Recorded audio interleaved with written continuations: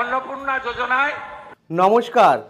অবশেষে রাজ্যের মুখ্যমন্ত্রী শুভেন্দু অধিকারী মহাশয় জানিয়ে দিলেন জুলাই মাসের 1 তারিখে টাকা প্রত্যেকের ঢুকছে, কিন্তু প্রত্যেকে টাকা পাচ্ছে না।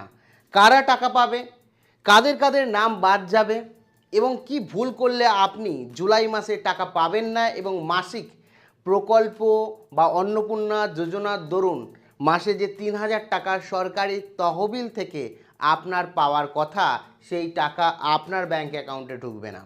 তো সমস্তটা মুখ্যমন্ত্রীর ঘোষণা অনুযায়ী এবং এই মুহূর্তের তথ্য অনুযায়ী আপনাদের সঙ্গে আলোচনা করব। কাজেই ভিডিওটি প্রথম থেকে শুরু করে শেষ পর্যন্ত ওয়াচ করুন, সম্পূর্ণভাবে জানতে পারবেন যে আপনার আর অন্নপূর্ণা যোজনার টাকা আপনি পাবেন কিনা, আপনার ব্যাংক অ্যাকাউন্টে মাসে 3,000 টাকা করে ঢুকবে কিনা। কাজেই ভিডিওটাকে অতি অবশ্যই একটি লাইক প্রদান করো। পরিবারের সদস্য না হয়ে থাকলে এই যে সাবস্ক্রাইব বাটন আছে, এই সাবস্ক্রাইব বাটনে ক্লিক করে অল নোটিফিকেশনে এখনই ক্লিক করে রাখো। Video is made for education purpose only. তো এখানে সবার প্রথমে আমি এক এক করে পুরো বিষয় আলোচনা করব। পুরো ভিডিওটা মন দিয়ে দেখুন এবং যা যা বলছি সেগুলো মাথায় রেখে এখনই করে ফেলুন, তাহলে কিন্তু আপনার কোনো রকম সমস্যা হবে না অ্যাকাউন্টে টাকা পেতে। এবং গাইডলাইন অনুযায়ী কারা বাদ পড়ছেন সেটাও বলবো। দেখুন, সবার প্রথমেই বলে রাখি, অন্নপূর্ণা ভাণ্ডার জুলাই মাসেই কিন্তু পেমেন্ট এবং স্ট্যাটাস দেখে আপনি 1 জুলাই থেকেই টাকা পাওয়া শুরু করবেন, যে রুলস রেগুলেশন রয়েছে সেগুলো। তার আগে আপনাকে কিছু কাজ করতে হবে, আপনাকে ভেরিফিকেশন করাতে হবে এবং অনুমোদন 100% পেলেই তবেই কিন্তু আপনার ব্যাংক অ্যাকাউন্টে টাকাটা ঢুকবে, ঠিক আছে? তার আগে কিন্তু আপনি এই টাকা পাচ্ছেন না। তো কারা কারা পাচ্ছেন, কারা কারা পাচ্ছেন না, এক ঝলকে দেখে নিই পুরোটা।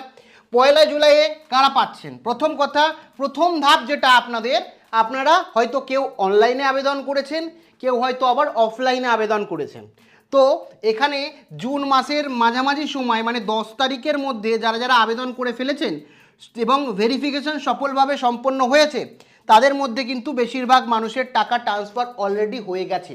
এবার আপনাদের মধ্যে অনেকেই বলবেন যে আমি তো আগে আবেদন করেছি, টাকা পাইনি। হ্যাঁ, এমনও অনেক রয়েছে যারা হয়তো জুন মাসের 1 তারিখে আবেদন করেছেন বা 3 তারিখের পরে, বেশিরভাগ যারা আবেদন করেছেন জুন মাসের 3 তারিখের পরে, তারাও অনেকে টাকা পাননি। আপনি কবে অনলাইনে ফর্ম জমা করেছিলেন আর কবে অফলাইনে জমা দিয়ে এসেছিলেন?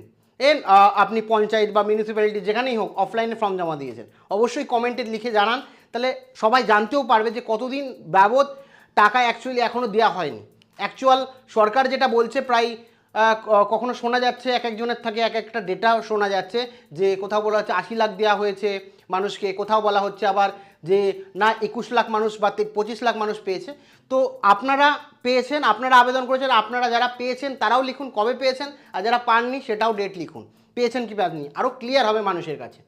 প্রথম ধাপের আবেদনকারী যারা রয়েছে তারা কিন্তু অলরেডি টাকা পেয়েছে, যারা টাকা পাননি সেই সমস্ত মানুষের টাকা রাজ্যের মুখ্যমন্ত্রী শুভেন্দু অধিকারী মহাশয়ের ঘোষণা অনুযায়ী জুলাই মাসের 1 তারিখ থেকে ঢোকা শুরু হবে।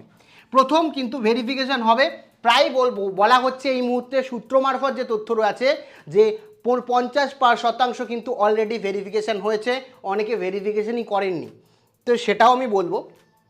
প্রথম বলে রাখি, একটা চিত্র কিন্তু অবশ্যই বিষয় করে এখানে পুরো আপনারা মনে করবেন না, যারা অনলাইনে আবেদন করেছেন তারা তো মোটামুটি পাচ্ছেনই, যারা অফলাইনে আবেদন করেছেন তাদের কিন্তু জুলাই মাসে নাও ঢুকতে পারে। কারণটা একটু বলি কাদের কাদের ঢুকবে না।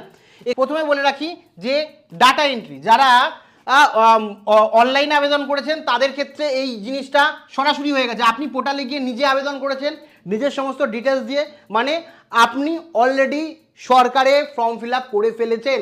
এটাকেই বলা হয় অফিসিয়ালভাবে আপনি সরকারের কাছে সমস্ত নিজের নথি দিয়ে যে আমি অন্নপূর্ণা যোজনা বা ভাণ্ডারের যোগ্য, আমাকে টাকাটা দিন, সেটা আপনি বলে ফেলেছেন যারা অনলাইনে আবেদন করেছেন। কিন্তু অফলাইনে যারা আবেদন করেছেন তারা শুধুমাত্র হয়তো পঞ্চায়েত, মিউনিসিপ্যালিটি কিংবা কর্পোরেশন বা বাড়ির পাশে কোনো আধিকারিকের কাছে আপনি দিয়েছেন বা বিডিওর কাছে বা বিডিও অফিসেও দিতে পারেন। তো এখানে এই 13 পাতার ফর্ম ম্যানুয়ালি কম্পিউটারে সেটা কিন্তু অনলাইনেই তুলতে হবে, সেম জায়গায় যাবে, সেখানে পঞ্চায়েত হলে পঞ্চায়েত আলাদা আলাদা লোক ডেটা এন্ট্রি করবে, সেই আপনার তথ্যটা অনলাইনে ফিল আপ করবে। কিন্তু কিছু কিছু এরকম জায়গা আছে যেখানে ঘরের মধ্যে lakh lakh form fill up হয়ে রয়েছে। এই সমস্ত ফর্ম ফিল আপ কিন্তু খুব দ্রুত গতিতে এন্ট্রি চলছে এবং সেগুলো অনলাইনে যেদিনকে অনলাইনে তুলবে সেদিনকেই আসলে আপনি সরকারের কাছে নথি জমা দিলেন। অফলাইনে নথি জমা দেওয়া মানে অ্যাকচুয়ালি আপনি পঞ্চায়েতে জমা দিলেন, কিন্তু অনলাইনে মারফতই সরকার সমস্ত তথ্য নেবে, সেই কারণে অনলাইনে যেদিন জমা হবে সেটাই কিন্তু আসল নথি জমার সময়। তারপরে আপনার সরকারি আধিকারিকদের কাজের চাপ রয়েছে, ফর্মের সার্ভে, প্রচুর ব্যাপার রয়েছে। তারপরে ভেরিফিকেশান কিন্তু এই মুহূর্তে সরকার কিন্তু খুব দ্রুত গতিতে খুব ভালো কাজ করছে, দ্রুত গতিতে কিন্তু কাজ করছে, যেখানে সময় সাপেক্ষ ও অনলাইনের ক্ষেত্রে একটু তাড়াতাড়ি হচ্ছে, অফলাইনের ক্ষেত্রে দ্রুত হচ্ছে, কারণ অনলাইনে সমস্ত ডেটা আলাদা আলাদা মানুষ সমস্তভাবে দেখে ঠিকঠাক করে দিচ্ছে, সেই কারণে ভুলভ্রান্তি হওয়ার সম্ভাবনা কম এবং অনলাইনে খুব তাড়াতাড়ি কিন্তু হচ্ছে। সেই কারণে 1 জুলাই এর আগে, মানে আপনারা যারা জুন মাসে আবেদন করে ফেলেছেন, মোটামুটি ধরে রাখুন 15 তারিখের আগে আবেদন করেছেন, তারা কিন্তু কনফার্মলি প্রায় তার মধ্যে 90% মানুষ কিন্তু সম্ভাবনা রয়েছে যে তাদের অন্নপূর্ণা যোজনার টাকা পেয়ে যাবেন। ঠিক আছে, এবার অফলাইনে হলে হতে পারে যদি তাড়াতাড়ি ডাটা এন্ট্রি হয়, তো একটু তুলনামূলক অনলাইনের থেকে অফলাইনে দেরি হবে। এবার হচ্ছে 5 দফায় ভেরিফিকেশান লিস্ট যাচাই করা হবে। 5টা ধাপে আপনার ভেরিফিকেশান যাচাই হবে। কি কি ধাপ? প্রথম হচ্ছে আপনার বয়স দেখা হবে, আবেদনকারীর বয়স 25 থেকে 60-এর মধ্যে আছে কিনা। আপনার যে বয়স, সেই বয়সটা 25 বছরের থেকে কম হলেও হবে না, আবার 60 বছরের থেকে বেশি হলেও হবে না। 25-এর বেশি হলে আপনি নাম বাদ যাবে, এই 25-এর কম হলে আর 60-এর বেশি হলে বাদ যাবে। বয়স যদি এর মধ্যে থাকে তাহলে প্রথম ধাপ কমপ্লিট হলো আপনার।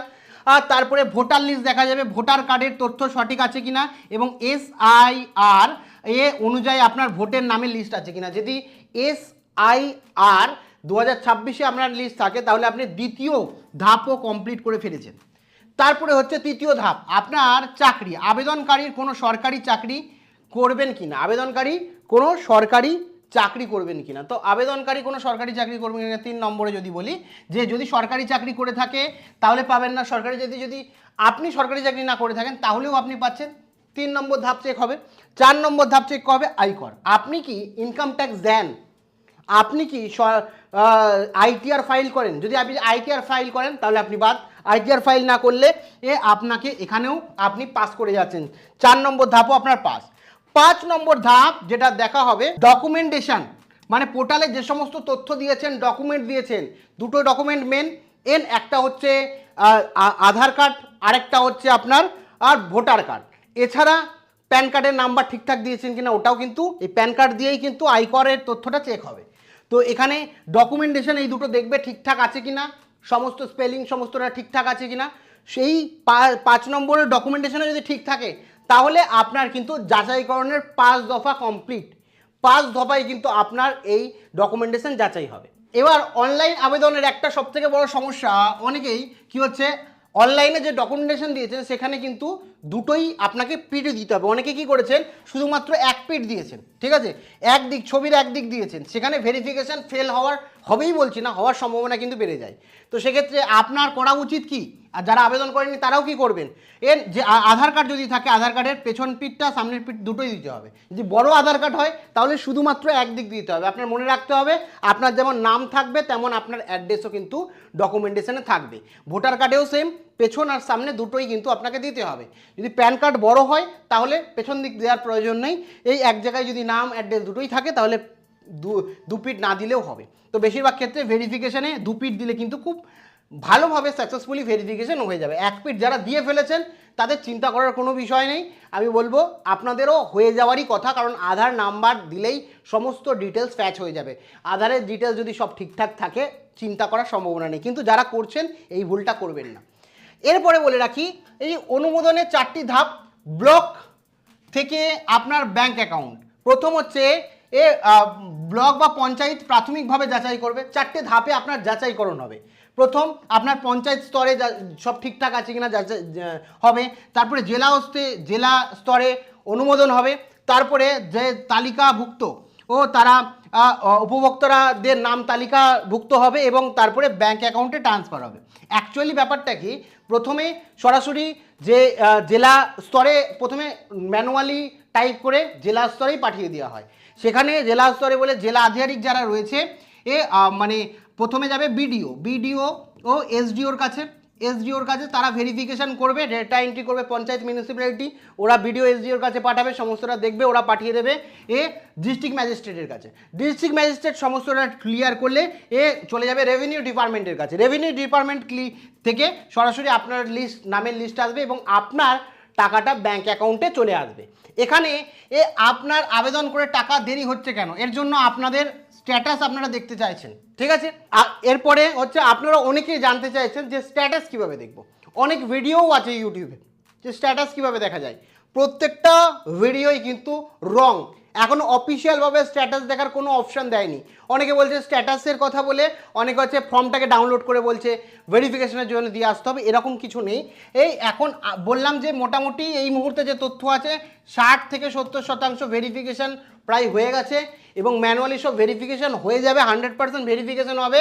তারপরে একটা লিঙ্ক ওই অফিসিয়াল ওয়েবসাইটে দিয়ে দেবে, যেখানে আপনি দেখতে পারবেন আপনার ডকুমেন্টেশন যাচাই হয়েছে কিনা, আপনার পেন্ডিং আছে কিনা। যদি পেন্ডিং থাকে স্ট্যাটাস তাহলে বা পেন্ডিং দেখায় তার মানে এখনও ফিল আপ হয়নি, আর যদি রিজেক্ট দেখায় তার মানে আপনার কিন্তু আবার বিডিও এসডিও অফিস কিংবা সরাসরি পঞ্চায়েতে গিয়ে সমস্ত ডকুমেন্টেশন আবার সাবমিট করতে হবে। ডকুমেন্টে যদি সমস্যা থাকে, আপলোড ভুল হয়, অমিল হয়, তাহলে কিন্তু রিজেক্ট হতে পারে। একই সাথে ম্যানুয়াল হোম ভেরিফিকেশনও হচ্ছে। অনেকে বলছে যে আপনাদের যে অনলাইনে যে ফর্মটা আছে সেটা গিয়ে ডকুমেন্ট গিয়ে আবার পঞ্চায়েতে দিয়ে আসতে হবে। অ্যাকচুয়ালি সম্পূর্ণ ব্যাপারটা ভুল। পঞ্চায়েতের কোনো কাজই নেই এর সাথে।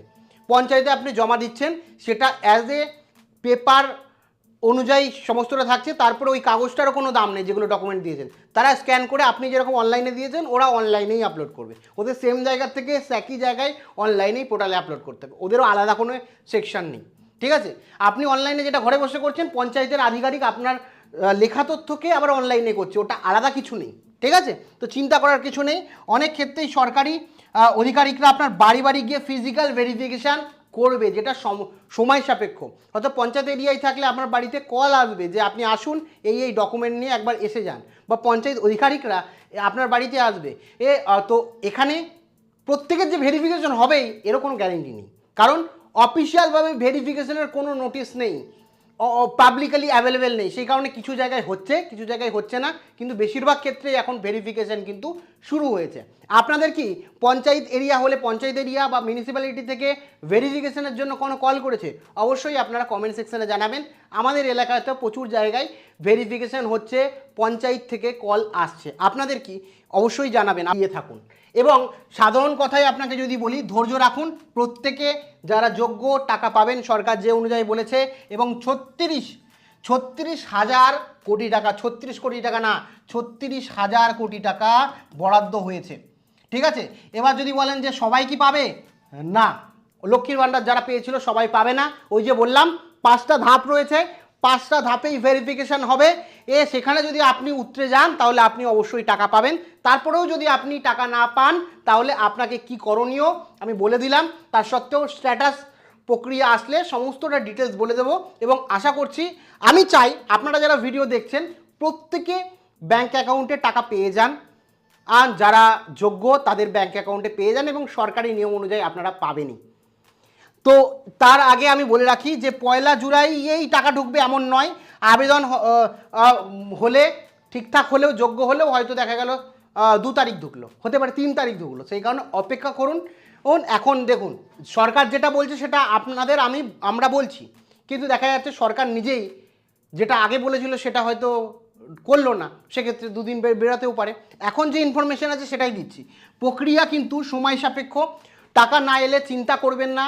আর যারা টাকা পাননি, মানে ধরুন আগের মাসে টাকা পাননি, অগ্রিম টাকাও আপনারা পাবেন। মানে যারা ধরুন 3,000 পেতেন, 3,000-এর জায়গায় 6,000 টাকা কিন্তু আপনাকে আগের বকেয়া টাকা সমেত দেওয়া হবে। তো কাজেই চিন্তা করার কোনো বিষয় নেই, প্রত্যেকে নিজের ব্যাঙ্ক অ্যাকাউন্টে টাকা পাচ্ছেন যারা যোগ্য। তো সমস্তটা বললাম। এখনও যদি কোনো জিজ্ঞাসাবাদ থাকে অবশ্যই কমেন্ট সেকশানে কমেন্ট করে জানাতে ভুলেন না। Thank you.